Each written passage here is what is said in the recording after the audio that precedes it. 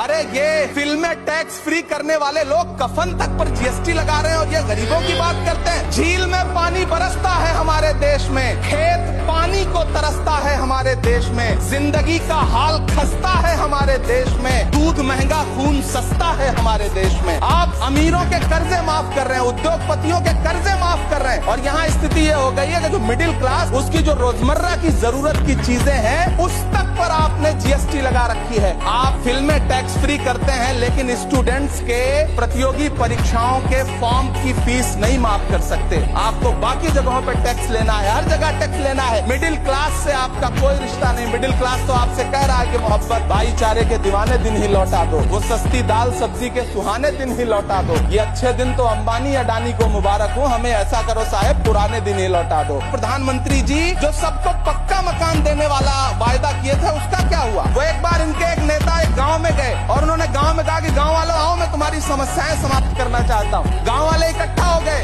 नेताजी ने गांव वालों से कहा बताओ तुम्हारी दो समस्याएं बताओ, मैं दोनों समस्याओं का यहीं पे समाधान करूंगा। तो गांव वालों ने कहा साहब हमारी पहली समस्या है कि हमारे यहाँ कोई हॉस्पिटल नहीं है। तो नेताजी ने मोबाइल निकाला, कहीं फोन मिलाया और मिला के फोन पे पता नहीं क्या कुछ कहा कि यहाँ गाँव में हॉस्पिटल नहीं है, हॉस्पिटल तुरंत यहाँ हॉस्पिटल चाहिए। गाँव वाले खुश हो गए कि 1 मिनट में यहाँ हॉस्पिटल आ रहा है। अगली समस्या के बारे में उन्होंने नेताजी ने गाँव वालों से कहा कि मैंने आपकी पहली समस्या समाप्त कर दी, दूसरी समस्या बताओ। तो गांव वालों ने कहा साहब इस गांव में कोई भी मोबाइल का नेटवर्क ही नहीं है। ये है इनके काम करने का तरीका, ये है झूठ बोलने का तरीका।